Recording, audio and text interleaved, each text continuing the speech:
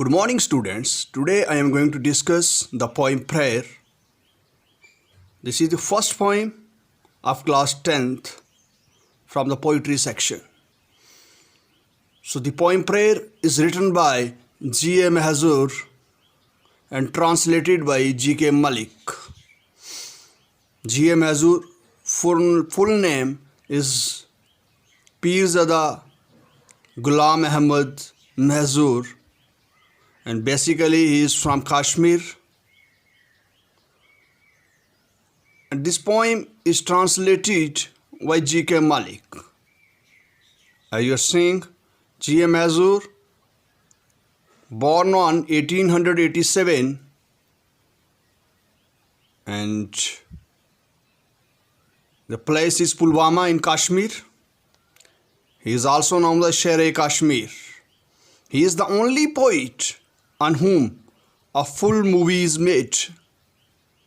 So one of the famous poet, discussing about the title of the poem Prayer. This poem is basically a song of praise to God. And in this poem, the poet is the speaker who addresses to God and appeals him to lead him to the path of truth and pour on him nectar of knowledge. So जो poem prayer है वो एक प्रार्थना है जो different base में क्या क्या वो प्रभु से प्रे करता है, क्या क्या मांगता है, क्या क्या विश रखता है प्रभु से, गॉड से, अल्लाह से, वही पोइम है. और इसमें जो स्पीकर कौन है इस पोइम का, वो पोइट खुद है. और ये पोइम जो है ये किसको एड्रेस की गई है? गॉड को की गई है, जिसमें वो गॉड से कहता है कि उसे सच्चाई के रास्ते पे, मतलब सच्चाई का रास्ता दिखाए. गॉड, पोइट कहता है कि उसे सच्चाई का रास्ता दिखाए और उसे अज्ञानता से निकाल के, इग्नोरेंस से निकाल के नॉलेज की तरफ, ज्ञान की तरफ जो है गॉड उसे लेके चले, उसे वो नॉलेज जो है वो दे. No see the but is basic concept of the poem. A quick summary. The poem Prayer is a song of praise to God. The poet has absolute trust in God and has pinned all hopes on Him. It is a prayer poem in which the poet is a speaker who addresses to God and implores Him to lead him to path of truth and pour on him nectar of knowledge. The poet asks his Lord to always keep him under his protection. The poet does not bother if people betray or abandon him, but he cannot bear any kind of separation from his Lord. तो यहाँ पे एक तो वो प्रभु से कहता है कि उसे सच्चाई के रास्ते पे लेके चले, ठीक है, वो सच्चाई के रास्ते पे चले, ये वो अपील कर रहा है गॉड से, ठीक है, वो अपना रास्ता ना भटक जाए और उसे वो नॉलेज, वो ज्ञान प्रदान करे ताकि वो इस सच्चाई के रास्ते पे चल सके. और फिर वो लॉर्ड से कहता है, अपने खुदा या अल्लाह से कहता है कि उसके ऊपर हमेशा वो अपनी कृपा बना के रखना, उसे अपनी प्रोटेक्शन में रखना. और कहता है कि अगर वो इस बात की चिंता नहीं करता कि अगर लोग उसे धोखा दे दें या उसे छोड़ दें, लेकिन वो गॉड से जो सेपरेशन है उसको वो सहन नहीं कर पाएगा.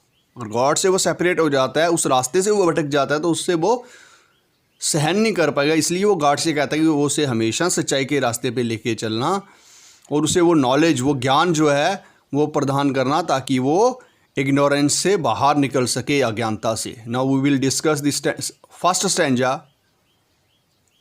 Lord, first of all I will read the whole stanza and after that I will explain the stanza. Lord, you are my hope and trust.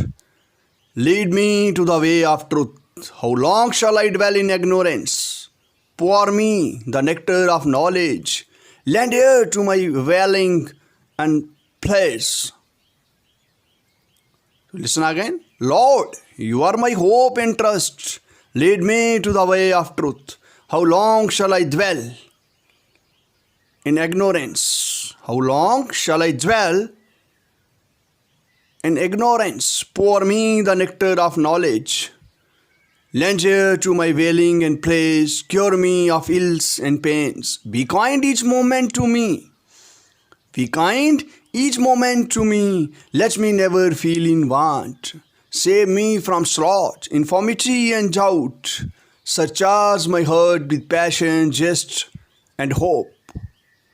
Now see, in the first line, he appeals to God. The poet appeals to God that you are my hope and trust. The poet appeals to God that you are my hope and trust. He has absolute trust and total faith in him. He prays to him. He prays to him to remove from his mind all doubts and suspicions. He asks him, in the second line, he asks him to dispel, to remove the darkness of ignorance and open up all doors of knowledge. Means pour me the nectar of knowledge means he appeals God to open up all vistas of knowledge for him. He then makes an emotional appeal to him. He then makes an emotional appeal to him to pay attention, to pay heed to his complaints and requests and rid him of all his sorrows and sufferings. Ills and pains means sorrows and sufferings. So he is requesting to God, he is appealing to God to pay attention to his complaints. Wailing means complaints, cries, and requests. He requests him to provide him all his wants and save him from laziness. Then he prays his gods. Then he prays to God to save him from laziness. He prays for his kindness and sympathy and generosity and help. Be kind each moment to me. It means that be kind each moment to me means here poet is praying to God. He prays for his kindness and sympathy. He prays for his kindness and sympathy. He requests him to provide him all his wants. He requests him to provide him all his wants and save him from laziness.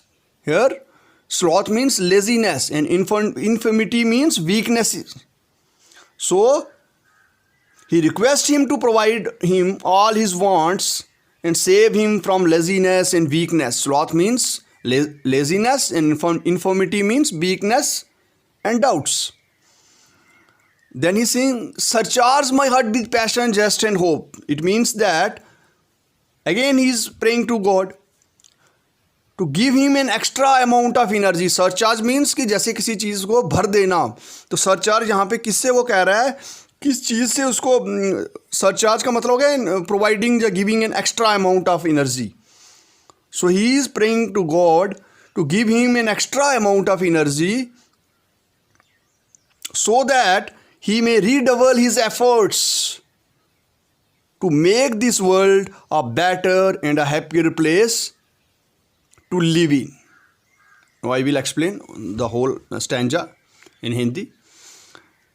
तो वो सबसे पहले तो Lord you are my hope and trust lead me to the way of truth, lead me to the way of truth. तो God से वो एक किस्म की प्रे कर रहा है, अपील कर रहा है कि गॉड ही जो है उसकी उस पर गॉड के ऊपर ही उसको ट्रस्ट है और वही उसकी होप है और उसे वो शक्ति प्रदान करे कि वो सच्चाई के रास्ते पे चल सके. How shall I dwell in ignorance, कि कब तक वो इस अंधकार में रहेगा, अज्ञानता में रहेगा. Dwell means to live in. Pour me the nectar of knowledge, उसे वो ज्ञान जो है अज्ञानता से निकाल के ज्ञान की तरफ लेके जाए. वो जो ज्ञान है वो प्रोवाइड करे, जो ईश्वर रूपी ज्ञान है वो उसे, जो अल्लाह रूपी जो ज्ञान है वो उसको वो प्रोवाइड करे, वो गॉड उसको वो दे. Land here to my wailing and please. तो वो रिक्वेस्ट कर रहा है, जो क्राइस्ट जो हैं उसकी जो रिक्वेस्ट है, जो इमोशनल वो एक अपील कर रहा है गॉड से, उसको सुनने के लिए वो कह रहा है। और उसको जितनी भी उसकी इल्स एंड पेन से, संसार रूपी जो भी उसको दुख दर्द हैं, उसको वो ठीक करने के लिए वो कह रहा है। जो वो उसको यानी कि जो उसको ज्ञान की कमी है वो कहीं ना कहीं प्रोवाइड करने के लिए वो कह रहा है। Be kind each moment to me. तो हर समय वो कह रहा है कि भगवान जो है उस पर अपनी कृपा बना के रखे, वो दयालुपन जो है वो उसके ऊपर बना रहे। Let me never feel in want, save me from sloth, infirmity and doubt. ताकि वो लेजीनेस से, वो उस वीकनेस से और जो कहीं शक जो है उससे वो बच के रहे, कि वो गॉड के रास्ते पे हमेशा चलता रहे, उसके अंदर वो सुस्ती ना आए, कहीं ना कोई वीकनेस ना आए कि उस रास्ते से वो भटक जाए। Surcharge my heart with passion just and hope. और उसके अंदर उसका जो दिल है अंदर से वो इस बात से गॉड पे ट्रस्ट करे, और जो उसके अंदर एक एक्स्ट्रा अमाउंट ऑफ एनर्जी हो, ताकि वो पूरे पैशन के साथ, पूरे होप के साथ उसका हार्ट जो भरा रहे, और वो लोगों की हैप्पीनेस के लिए वो गॉड के बताए हुए रास्ते पे चलता रहे। तो नो डियर स्टूडेंट्स, हम इसमें देखेंगे अब पोइटिक टेक्निक्स में हम मेटाफर्स और सिमिलीज हमारी यहाँ पे स्टेंजा में आएंगी। सेकंड स्टेंजा में आपको सिमिलीज भी मिलेंगी और यहाँ पे मेटाफर भी हैं। फर्स्ट ऑफ ऑल मेटाफर होता क्या है और सिमिली क्या होती है। अगर आपको सिमिली देखेंगे, शॉर्ट वर्ड्स में आप सिमिली आइडेंटिफाई कर सकते हैं। अगर किसी स्टेंजा में लाइक और एज लगा हुआ है, लाइक और एज वर्ड जिसमें होंगे वो सिमिली होती है। सिमिली भी कंपैरिजन होता है, हम कंपैरिजन करते हैं। Comparison using words like and as, जिसमें लाइक या एज वर्ड लगा के हम कंपैरिजन करते हैं, वो सिमिली होती है। And metaphor is an extended form of simile. Extended form of simile is known as metaphor. In metaphor, जो मेटाफर होता है उसमें हम कभी भी लाइक और एज वर्ड नहीं यूज़ करते हैं, लेकिन हम कंपैरिजन करते हैं। हम मतलब डायरेक्ट नहीं, मतलब हम कोई चीज़ बता रहे हैं, लेकिन हम कंपैरिजन करके जो होती है कोई चीज़ बताने की कोशिश करते हैं, तो उसको हम मेटाफर बोलते हैं। इस पोइटिक टेक्निक के ऊपर हम एक अलग से वीडियो बना के आपको बताएंगे। तो यहाँ जो मैंने अंडरलाइन किए हुए हैं वो यहाँ पे मेटाफर हैं। You are my hope and trust, तो जो इनडायरेक्टली मतलब कि जहाँ डायरेक्ट नहीं बोल रहा होप एंड ट्रस्ट, लेकिन वो किसके लिए बोल रहा है, गॉड को वो बोल रहा है। तो गॉड को कहीं ना कहीं यहाँ पे अपनी होप और ट्रस्ट के साथ वो जोड़ रहा है। तो कंपैरिजन यहाँ पे कर रहे हैं, you are my hope and trust. Way of truth जो हो गया, ये यहाँ पे मेटाफर है। ड्वेल इन इग्नोरेंस यहाँ पे मेटाफर है। नेक्टर ऑफ नॉलेज जो है, जो यहाँ पे मेटाफर है। और क्या क्या प्रेयर की गई हैं वो आप देख सकते हैं इसमें। तो अब नेक्स्ट हम इसका सेकंड स्टेंजा देखते हैं। Let me not ever chant the sleep-inducing tales. Let me sing the songs which infuse life into the dead. Let me sing that which inspires people with love. Let me sing that which inspires people with love and causes all bitterness and hatred to vanish. You brought me to bloom with the earliest vernal breeze. Now, in the first line, the poet prays to God. The poet prays to God to deny him the gift of singing or reciting the tales which induce sleep, inactivity, or laziness.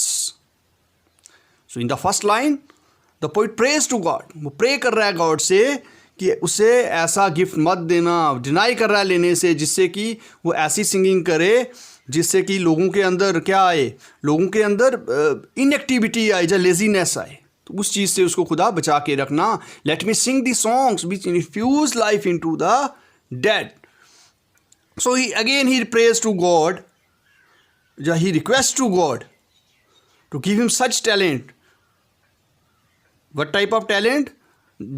Give him such type of singing, gift of singing those songs which infuse life into the dead, which spread the fragrance of love and create in the human beings love for their fellow beings.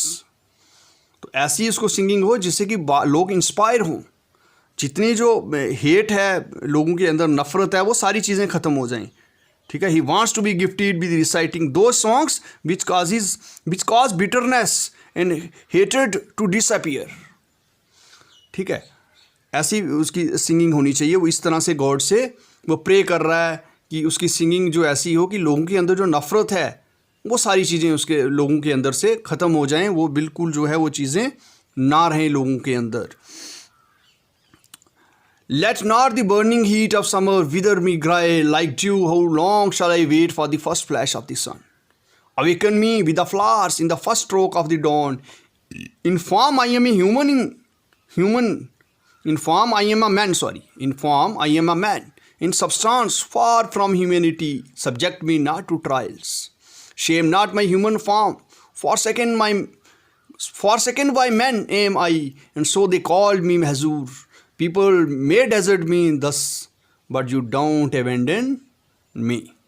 So let's see. The poet is quite hopeful that God, who has brought him to bloom with health and happiness, with the earliest breeze of spring, will not let him wither grey, or will not let him die by heat of the sun. He feels that his existence is like dew, which loses its existence with a sudden bright burst of light. He asks God to wake him with the flowers at daybreak, endow him with the power of endurance, and give him courage, and make this earth as abode of love. He is human being in shape. So he is saying to God, he is praying to God again कि जो कहीं ना कहीं वो मर ना जाए. जो हीट ऑफ समर है उससे विदर मी ग्रे मीन्स कि विदर मीन्स होता है सूख जाना. कहीं ना कहीं वो जो है मर ना जाए, ख़त्म ना हो जाए कहीं ना कहीं इस पावर से. The poet is quite hopeful. यहाँ पे वो बिल्कुल होपफुल है that God who has brought him to bloom with health and happiness with the earliest breeze will not let him die by the heat of the sun. Like dew, how long shall I wait for the first flash of the sun? तो like dew यहाँ पे लगा हुआ है, तो ये हमारी साथ में क्या है, सिमिली है. मैंने बोला था like और as लगा होगा तो हमारी सिमिली होगी. तो फिर वो कहता है कि यहाँ पे subject me not to trials, shame not my human form. Subject me not to trials,